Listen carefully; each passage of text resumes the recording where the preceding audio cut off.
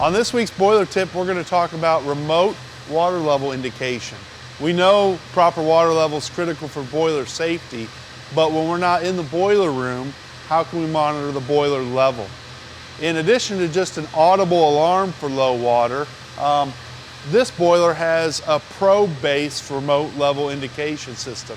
So let's take a look at that. With this system, a series of individual probes gives us definitive indication of the water level at a remote location.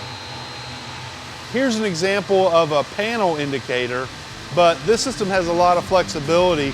We can also have additional remote indicators.